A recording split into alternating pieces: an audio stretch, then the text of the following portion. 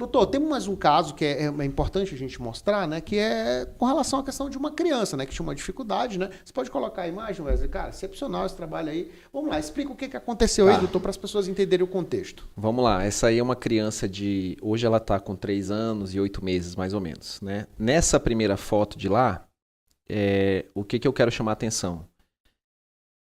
O espaço entre os dentes dela. Se a gente for colocar uma régua ali, não tem 3 milímetros de espaço. E o que isso significa? Ela não abre a boca, não abria. Ah, isso era a abertura da boca dela? Abertura da boca. Aí o que aconteceu com essa menina?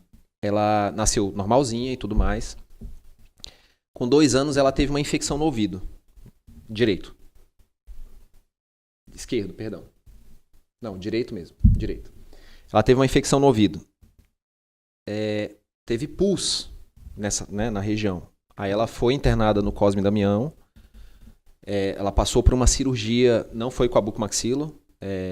Ela teve que drenar essa infecção. Quando a gente tem uma infecção, quando a gente tem acúmulo de pus, algumas vezes precisa fazer uma cirurgia para drenar esse pus, né? Porque às vezes o organismo não consegue expulsar sozinho. E quando a gente tem infecção em algum lugar, aumenta o metabolismo das nossas células naquele local. E como ela tinha 2 anos na época, ela estava em desenvolvimento de todas as estruturas do corpo, né? Essa infecção aconteceu muito próximo da articulação temporomandibular, que é a articulação que a gente mexe a mandíbula. Esse alto metabolismo ali naquela localização estimulou o crescimento ósseo das estruturas da articulação. E aí aconteceu uma coisa chamada anquilose de ATM, que é quando essas estruturas que originalmente são separadas, né, a mandíbula é separada do crânio, elas se fundiram, porque o côndilo da mandíbula dela cresceu mais do que o normal e grudou na base do crânio, tirando a mobilidade da mandíbula dela. Então, por isso que nessa foto, primeira, ela não abre a boca. Então, assim, ela tinha várias cáries no dente, ela se alimentava com... Ela não mastigava, ela não colocava um pedaço de filé na boca, de bife. Ela comia papinha. Engolia, né?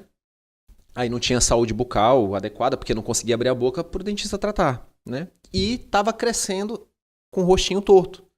Porque o nosso centro de crescimento da mandíbula fica no côndilo. Quando a pessoa, por exemplo, tem a mandíbula pequena, é porque o côndilo dela trabalhou pouco, não fez o crescimento com a projeção anterior, né? Então, como o lado direito dela era fundido, o rosto dela cresceu assimétrico. Por quê? Porque o lado esquerdo estava crescendo normal, o direito não estava. Aí a mandíbula dela desviou para o lado da anquilose. E aí, quando ela estava ali com 2 anos e 10 meses, mais ou menos, ela chegou lá no Cosme Damião. Eu estava de sobreaviso nesse dia. Doutor, tem uma avaliação aqui e tudo mais. Aí o pai, olha, minha filha não consegue se alimentar direito.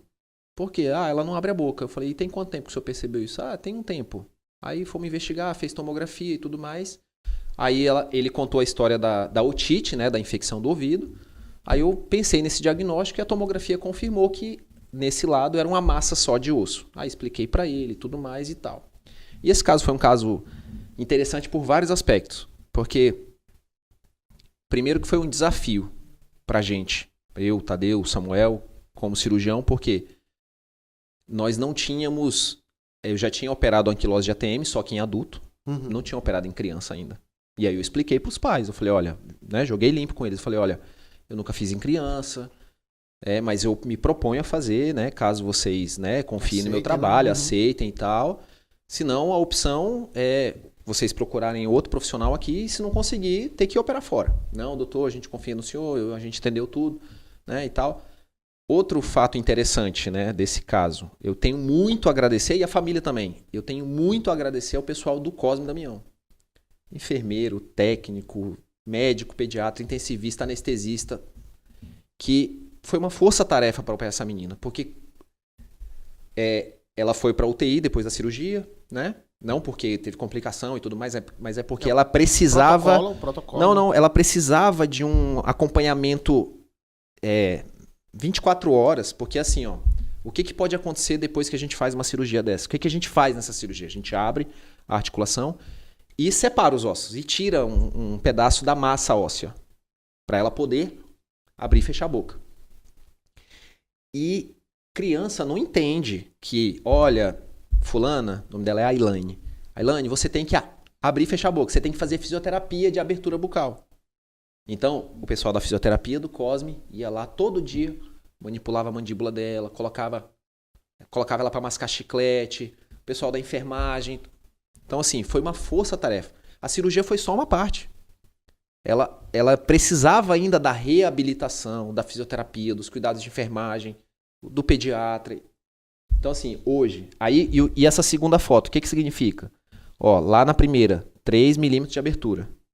Aqui na segunda, temos quase 40. 40 milímetros, 4 centímetros 4 de abertura. centímetros. Que é uma abertura normal. Que é uma abertura normal. Isso imediatamente após a cirurgia. Aqui ela tá no meio da cirurgia, a gente abrindo a boca dela. Nossa, cara. Hoje essa menina tá com 3 anos e... acho que quase 4 anos já. Uhum. A gente fez a cirurgia dela em comecinho de setembro do ano passado. E os pais são muito humildes, assim, sabe? Mas, assim, o carinho com essa menina é fora de sério. E aí ela ainda vai precisar de outros procedimentos. Por quê? Como a gente tirou o centro de crescimento dela, o rosto dela vai crescer torto.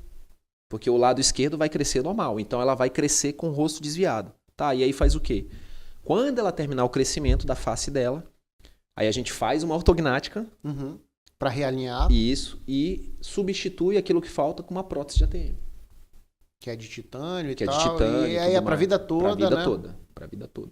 Cara, excepcional, cara. E o que é mais importante aí, né, doutor? É porque assim, né, na medicina é muito disso, né? Inicialmente a parte estética ela fica secundarizada, mas a função tem que ser preservada, né? Hoje assim, as ortognáticas, por exemplo, tem muita gente que fala assim, a cirurgia ortognática é uma cirurgia estética? Não, ela não é uma cirurgia estética. Ela é uma cirurgia funcional. Paciente que classe 3, classe 2, ele não morde. Os dentes dele não se encaixam para ele morder com qualidade, né?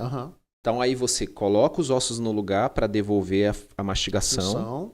Para os pacientes que têm ronquiapneia, e mesmo que a queixa principal não seja essa, eles melhoram o padrão respiratório. Só que o paciente tem um ganho estético. Por quê? Né? Porque se o paciente vai fazer ortognática, os tecidos moles dele não têm sustentação. Essa segunda-feira a gente operou uma moça que a face dela era curta e a maxila dela era para trás em relação à mandíbula. Ela era uma classe 3. Uhum. Ela era uma classe Quase 3. uma lua, né, o rosto. É isso. Ela era uma classe 3 com a face curta.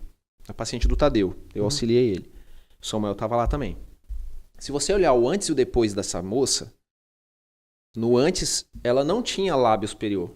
Ela era assim, ó. Uhum. No depois, o lábio superior dela apareceu. Quando você olha o antes e depois, você fala assim, ela fez preenchimento labial com ácido hialurônico? Cara, que coisa, né? Não. Ela fez cirurgia ortognática. Ah, mas o que a cirurgia ortognática fez pelo lábio dela? Se a maxila dela é para trás, o lábio dela não tem suporte. Então ele tá lá para trás também. Exato. Como ela tava. Uhum. E a face era curta. Então o lábio dela também não tinha altura, porque ele estava escondido, ele estava achatado. Exato. Então quando a gente reposicionou os ossos, o lábio apareceu. Apareceu, né?